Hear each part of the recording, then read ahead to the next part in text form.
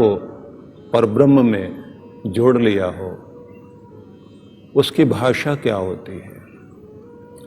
भगवान ने अपने सारे उपदेश में समझाते हुए कहा कि उसकी भाषा सांसारिक भाषा नहीं, वह अपने मौन में, आंतरिक संवाद में और परब्रह्म के साथ संलग्न होकर उस भाषा में अपने आप को रखता है कि जहाँ उसकी वाणी बाहर से प्रकट नहीं है, लेकिन अंदर जिससे बोलना है उसके सारे संवाद उस ओर चलने लगते हैं।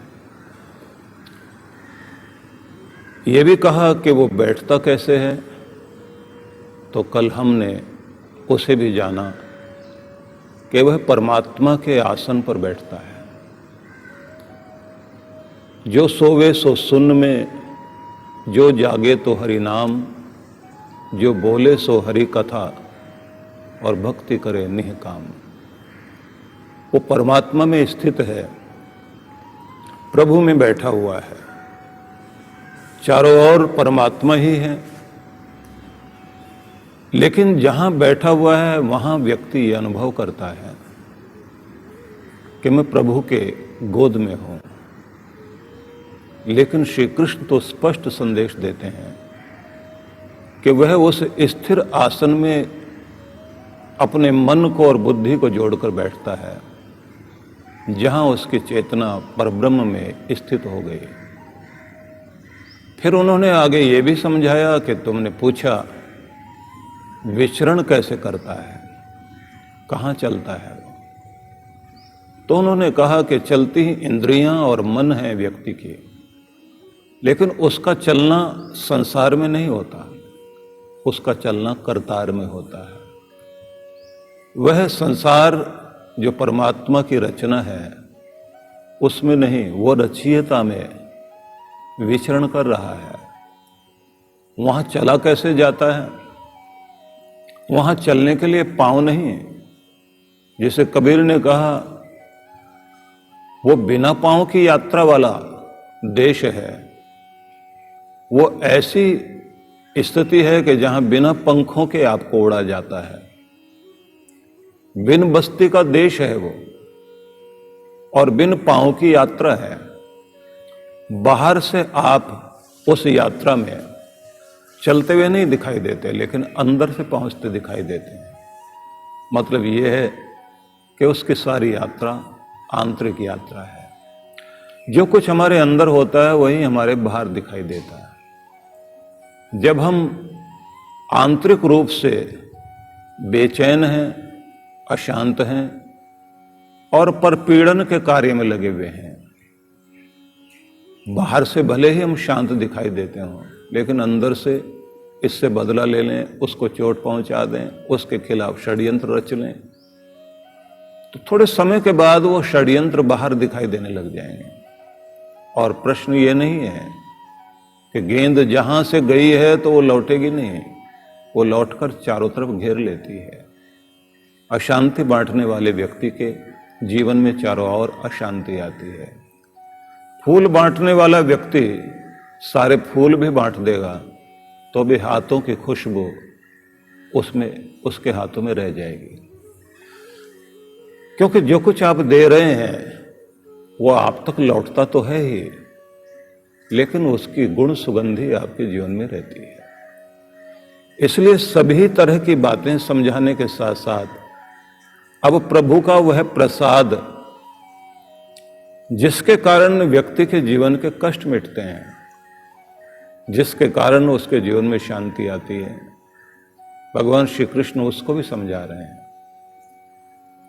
आपके पहले आंतरिक रूप से कष्ट मिटने चाहिए, आपके मन में पहले शांति आनी चाहिए, आंतरिक उद्विग्नता, बेचैनी आपकी दूर होनी चाहिए।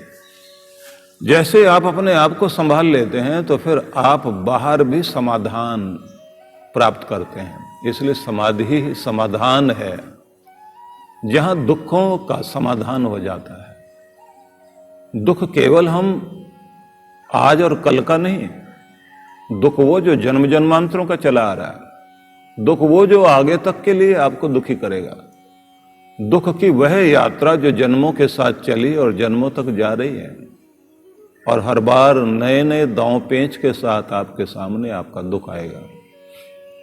और यह ध्यान रख लीजिए, आपकी बुद्धि और मन जब संसार में उलझा हुआ है तो समस्याएं आपकी बुद्धि से बड़ी होंगी, समस्याएं आपके मन से बड़ी हो जाएंगी, समस्याएं आपके सामर्थ्य से भी बड़ी हो जाएंगी, और समस्याएं इतनी बड़ी होंगी आपके कुल परिवार इष्ट जनों से भी बड़ी हो जाएंगी।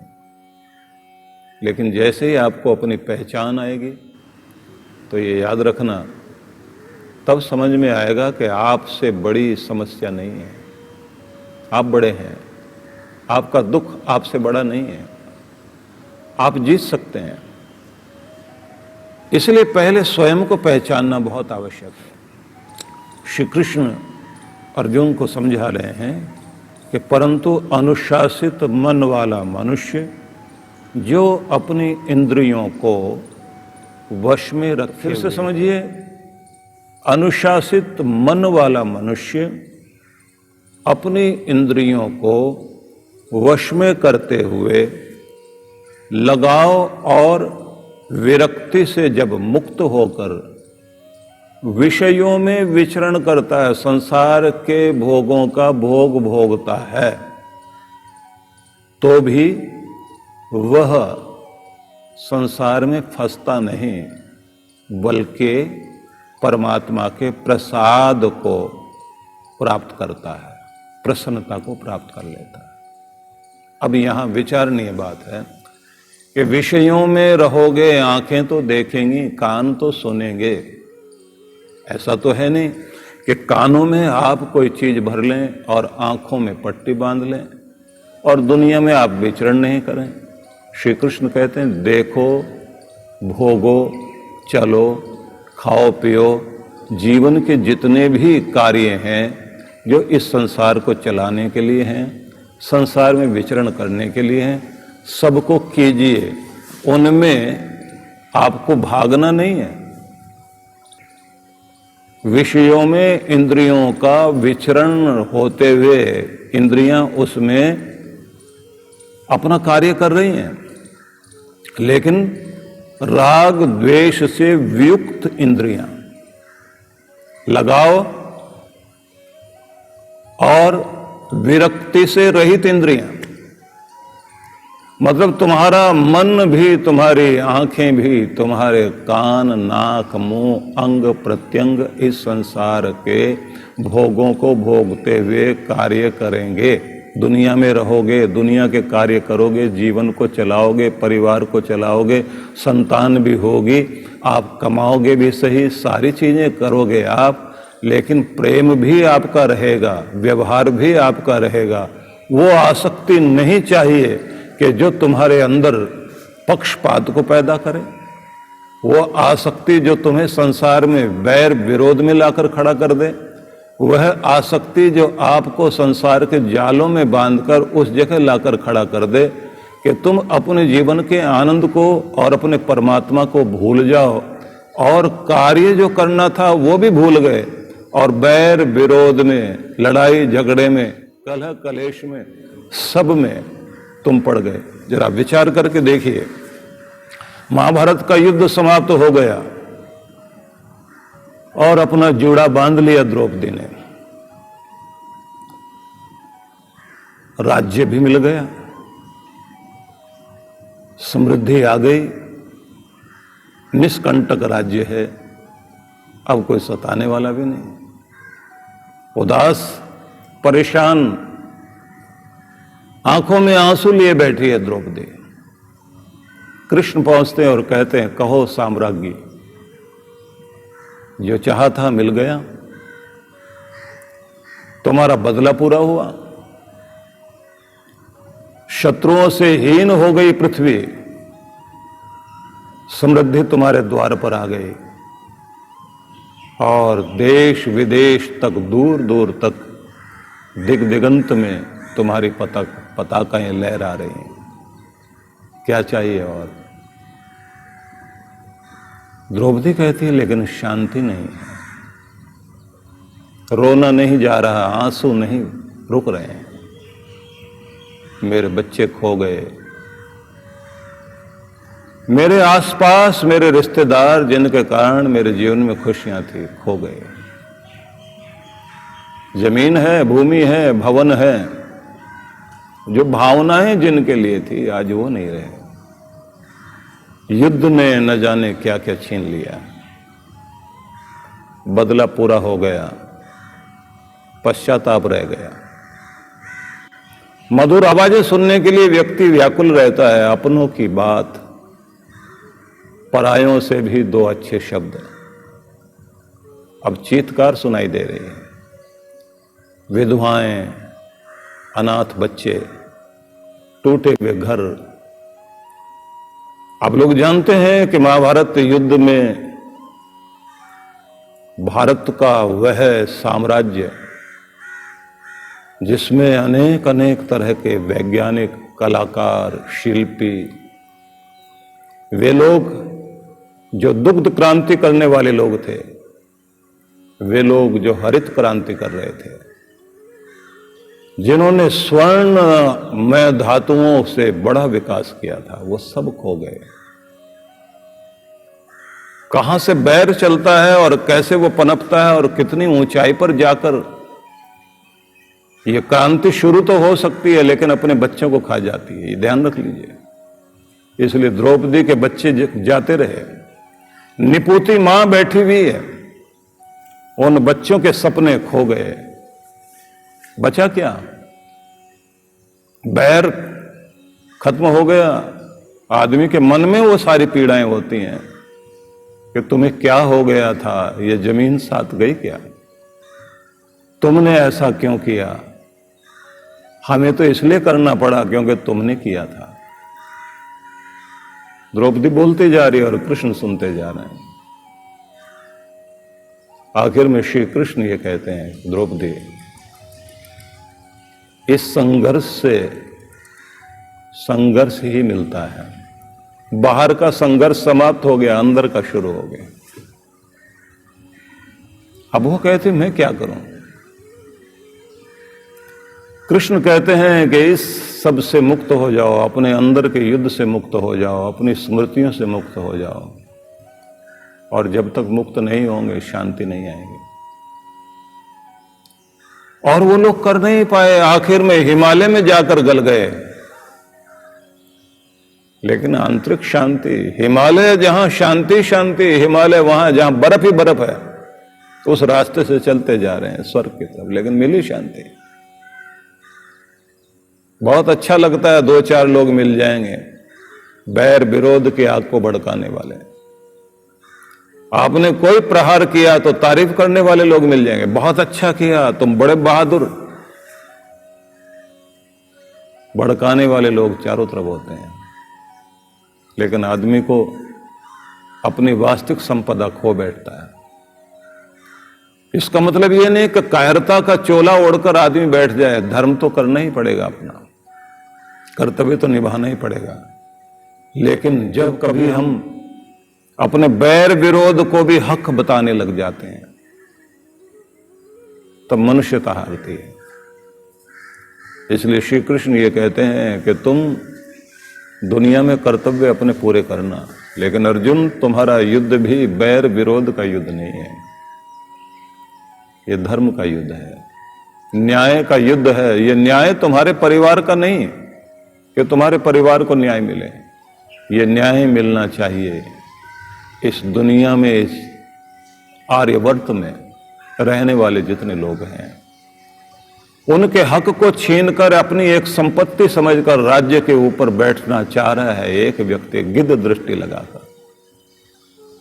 लेकिन ये ध्यान रख लेना कि तुम अगर अपना काम भी करने लगे हो तो जल्लाद और कसाई वाला रूप धारण मत कर लेना, चित्त तुम्हारा शांत रहे। ये ध्यान रख लेना कि जब किसी डॉक्टर का चित्त शांत है और अपना फर्ज निभा रहा होता है, हथियार उसके हाथ में होता है और शरीर को काट रहा होता है, सर्जरी कर रहा होता है, जितना जरूरी है उतना ही। श्री कृष्ण ने भी वही किया था कि कम से कम खून बहे, रक्त अधिक नहीं बहना चाहिए, लेकिन सर्जरी पूरी हो जाए। शरीर में जो कोढ़ हो गया या कैंसर हो गया या गैंग्रीन हो गई या कोई और बड़ी समस्या हो गई, उतना अंग काटकर अलग कर दिया जाए। ये ध्यान रख लीजिए कि अगर नई फसल उगानी है तो खेत को साफ तो करना ही पड़ेगा। अगर आपको वस्त्र पर रंग चढ़ाना है तो उसको स्वच्छ तो करना ही पड़ेगा। कोरी स्लेट पे ही लिखा जा सकता है, कोरे कागज पे ही लिखा जा सकता है। तो इसलिए फिर हम लोग आगे चलते हैं, क्योंकि अगर हम उसी उदाहरण में उलझे रह गए तो संदेश हल्का पड़ जाएगा। भगवान श्री कृष्ण कह रहे हैं, इंद्रियों के विषयों में विचरण करते हुए तुम्हारी यात्रा संसार में चलेगी, लेकिन राग द्वेष से ऊपर उठकर आसक्ति, अटैचमेंट और द्वेष का अर्थ यहां विरक्ति लीजिए, दूर हटने की चाह। जो नहीं चाहते हम लोग अनचाहे से दूर भागते हैं, और जिसको हम पसंद करते हैं उसके पीछे भागते हैं। दोनों से ही ऊपर उठ करके आपको अपना कार्य पूरा करना है, अपना फर्ज निभाओ, और उस फर्ज में फिर ना मोह आए ना ममता आए। जो कार्य करना है वो तो करना ही है। माली को तराशना पड़ता है अपने पौधों को, जिनको खून पसीने से मेहनत से सींच सींच कर पौधों को बड़ा किया हो। कैंची चलाकर जब साफ करना होता है तो बड़ा दुख होता है उनको, लेकिन अगर तराशेगा नहीं तो बगीचा सुंदर लगेगा नहीं।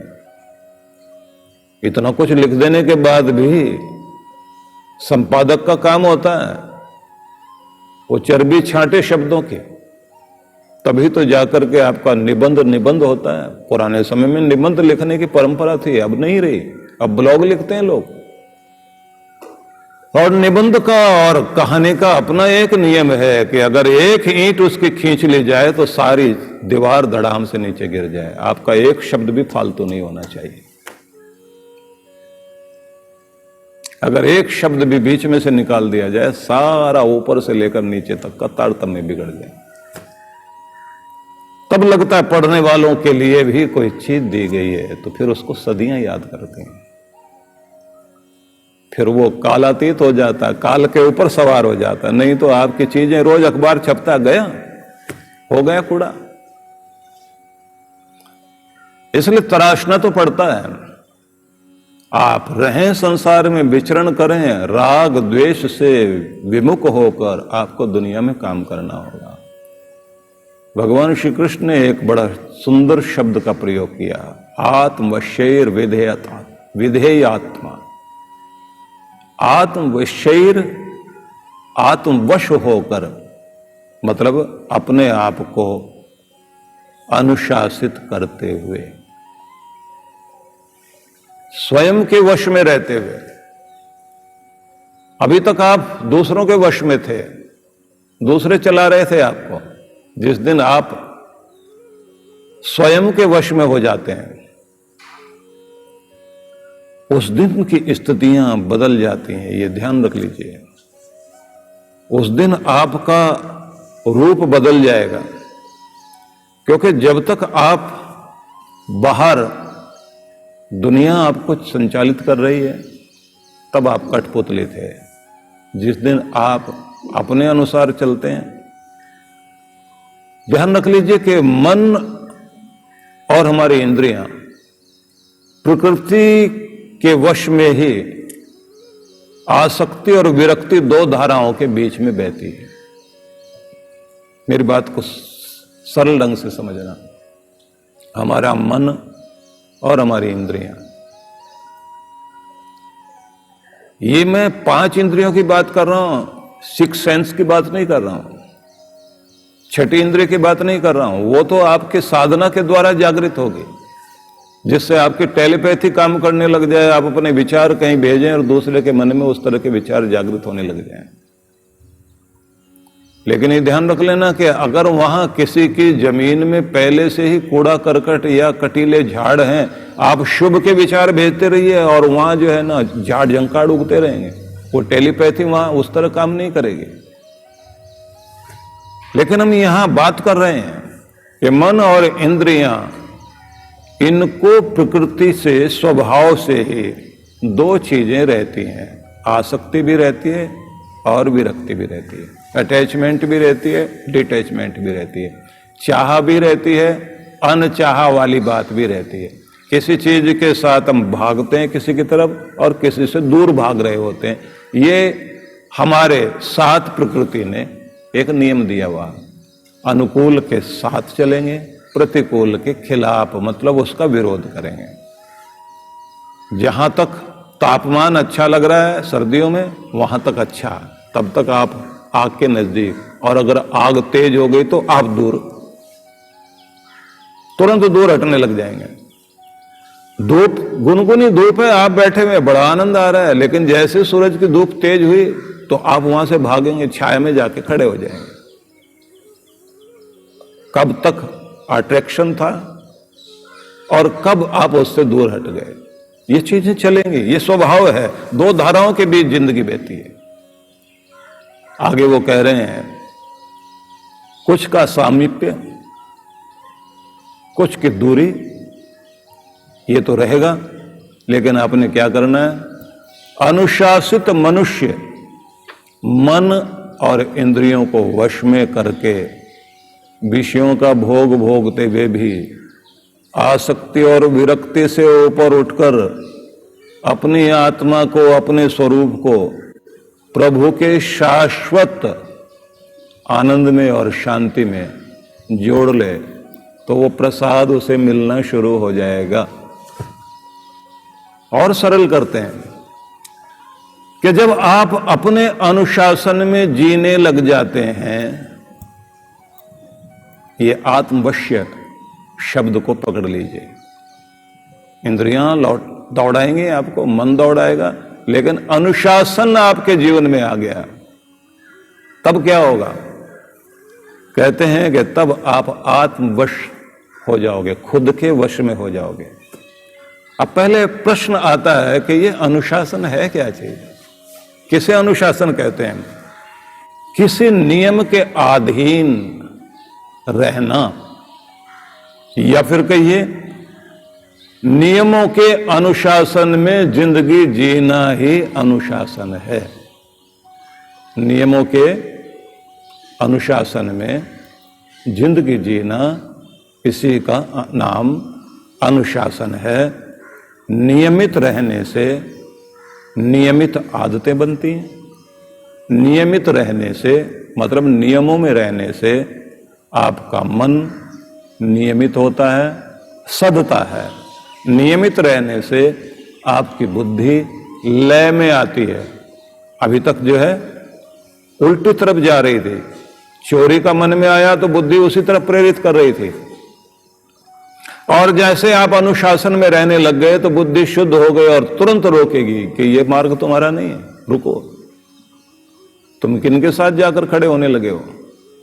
दो ही तो पक्ष हैं आपकी जिंदगी के, कौरवों का पक्ष है या पांडवों का पक्ष है? कौन सा पक्ष लेना चाहते हो?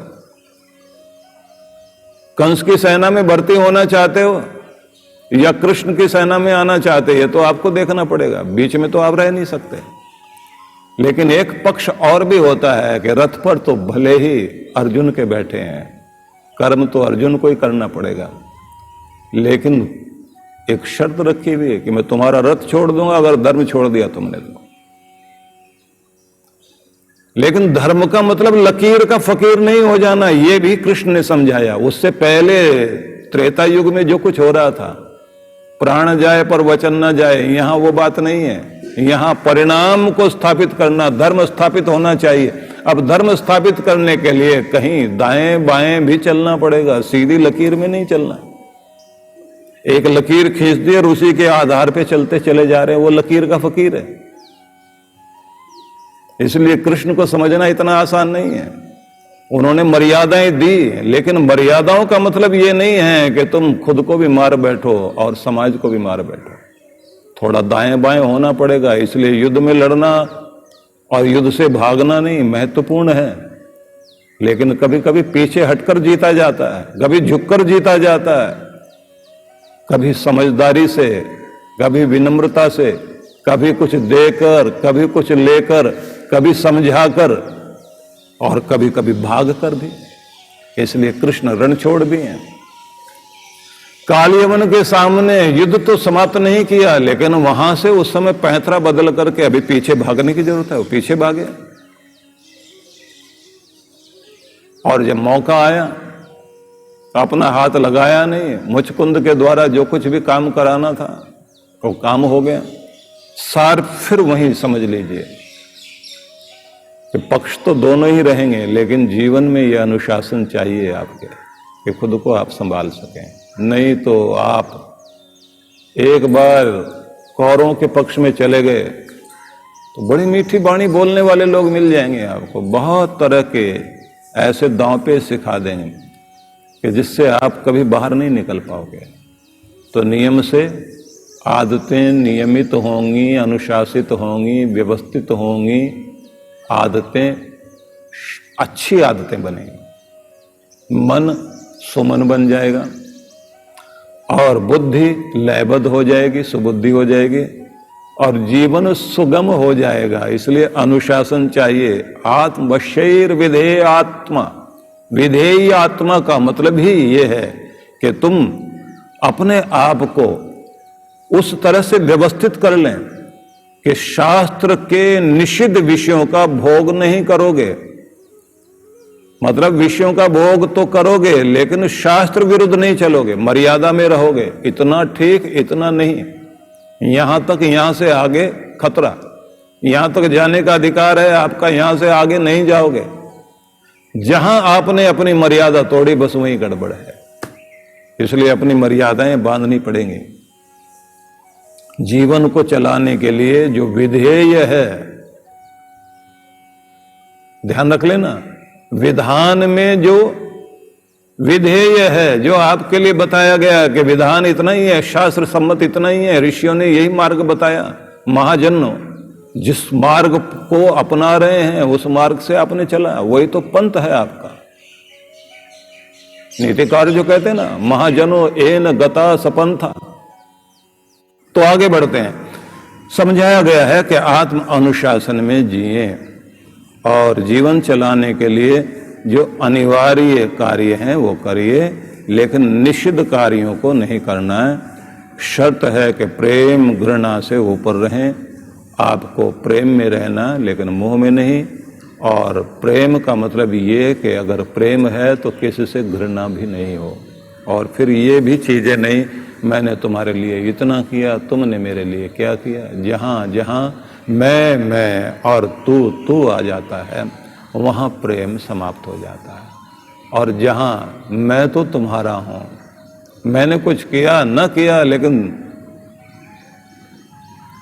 कोई शर्त मेरी नहीं है, बिना शर्त के जब व्यक्ति समर्पित रहता है तो दूसरा भी पूरी तरह से समर्पित रहेगा।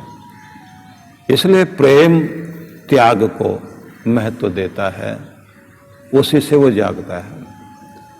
तो इसलिए यहां स्थित प्रज्ञ के बारे में समझाया कि वो उस प्रसाद को पालेगा, उस प्रसन्नता को प्राप्त कर लेगा कि जिससे उसके जीवन में शांति आएगी। 5वें अध्याय के 7वें श्लोक को अगर आप देखें तो वहां भी भगवान श्री कृष्ण ने योग युक्तो विशुद्धात्मा विजितात्मा जितेंद्रिय सर्वभूतात्मा भूतात्मा कुर्वन्नपि न लिप्यते। काम करेगा, संसार में कर्म करेगा, लेकिन लिप्त नहीं होगा, कर्मरत है।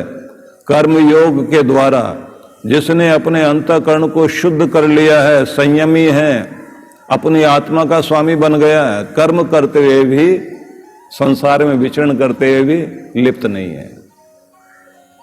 मतलब कोयले की दलाली में हाथ काले होते हैं, उसके नहीं होंगे।